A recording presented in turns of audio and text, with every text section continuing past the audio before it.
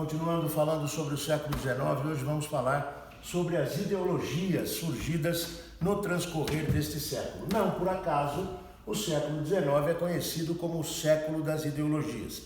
Algumas que já existiam se expandiram, outras acabaram surgindo neste mesmo século.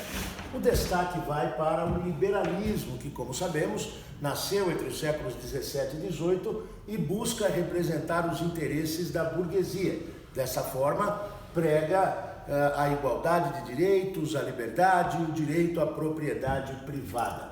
O nacionalismo, o termo nação, passou a ser visto durante o transcorrer do século XIX como uma forma de unir povos de mesma origem, cultura, raça e etnia, formando-se então aí o que passaria a ser chamado de uma nação. O nacionalismo, nós falaremos dele mais para frente, está impregnado de um certo romantismo, como veremos posteriormente. E finalmente, o socialismo, ou os socialismos, tido como a ideologia do proletariado. Pois bem, contrapondo-se ao liberalismo, visto como a ideologia da burguesia, o socialismo surge em função da segunda revolução industrial e, desta forma, da expansão da indústria, da expansão do próprio proletariado e da exploração sobre o proletariado.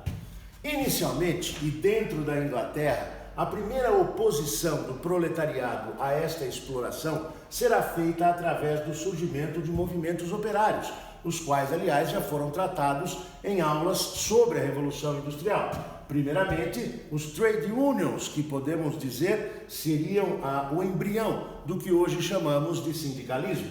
O ludismo, movimento mais radical, cujos membros entravam e destruíam as máquinas, acreditando que assim conseguiriam seus empregos de volta. E o cartismo, mais politizado desses movimentos, caracterizado pelo envio de cartas, que, dentre outras coisas, solicitava, por exemplo, o direito ao voto para todos, o voto, o chamado sufrágio universal, e não apenas o voto censitário, como se fazia até então.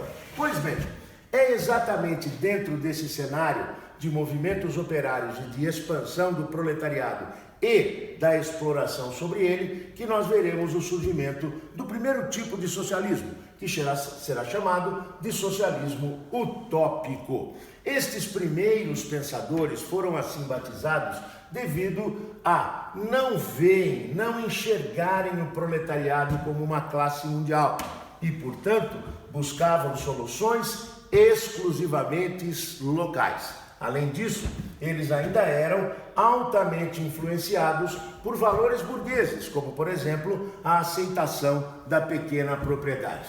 Os nomes mais importantes desse primeiro tipo de socialismo foram Robert Owen, empresário do ramo têxtil na Inglaterra, que acabou dividindo com seus funcionários lucros de sua empresa, construiu para eles escolas, hospitais, bibliotecas, enfim. Claro, Robert Owen acabou sendo boicotado por seus pares, faliu na Inglaterra, foi para os Estados Unidos, onde novamente fez tudo isso e outra vez, é claro, acabou falindo.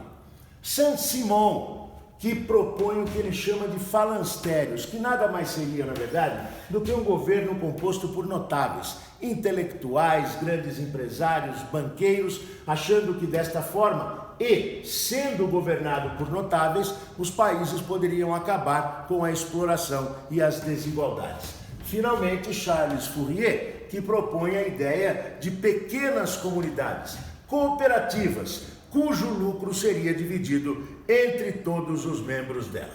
Pois bem, será, entretanto, na Alemanha que nós veremos o surgimento daquele que ficará conhecido como socialismo científico, ou, em referência a seu nome mais importante, marxismo. Obviamente, as figuras mais importantes desse socialismo são o próprio Karl Marx e seu companheiro Friedrich Engels. Em 1848, em meio à onda revolucionária desse ano, que trataremos em uma outra aula, Marx e Engels lançam o Manifesto do Partido Comunista. Dentro desse manifesto encontrava-se uma frase que dizia o seguinte: proletários de todo o mundo, univos, Vocês não têm nada a perder e têm um mundo todo a ganhar. Percebam a diferença em relação ao que pensam os homens do socialismo utópico, que buscam soluções locais. Marx diz o seguinte: o problema do proletário da Alemanha é o mesmo do proletário russo, que por sua vez tem o mesmo problema do proletariado inglês. Ou seja, o proletariado é uma classe mundial com problemas mundiais que exigem soluções mundiais. Marx irá reeditar a história da humanidade tendo como principal foco a questão econômica, e esta sua obra será conhecida como O Capital. E é exatamente dentro do Capital que ele irá desenvolver duas coisas importantes. A primeira é o que ele chama de materialismo histórico. Na verdade, Marx diz o seguinte: a história foi orientada pela luta de classes, ou seja, o problema não é agora, não é do capitalismo. Na verdade, quando pensamos, por exemplo, na Roma Antiga, os aristocratas contra os escravos. Se pensarmos durante a medievalidade, os senhores feudais e os servos. E agora, o burguês e o proletário. Portanto, na visão de Marx, todo o problema da humanidade está centrado na posse do capital, seja ele em moeda, em dinheiro ou em terras. Então, qual é o grande problema da humanidade? Na visão de Karl Marx, o próprio capital. E ele desenvolve ainda nesta obra a mais-valia, onde na verdade ele mostra claramente onde está a exploração sobre o proletariado. Prestem atenção aqui, ó. A diferença entre o que se produz e o que se recebe. Imaginem que eu seja o operário de uma empresa de calçados e eu produza 10 pares de calçados por dia. Cada calçado que eu produzo custa R$1. Eu produzo então R$10 por dia. Entretanto, eu recebo apenas R$1 de salário. A diferença entre o que eu produzo e o que eu recebo, neste caso R$9, é chamado por Marx de mais-valia. Ou seja, só porque o capitalista tem o dinheiro, tem o capital para a aquisição dos meios de produção, ele então se apodera da minha força de trabalho.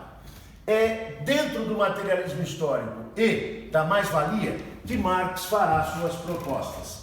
A primeira, a luta de classes, que o proletariado se una e lute contra a burguesia. Desta luta resulta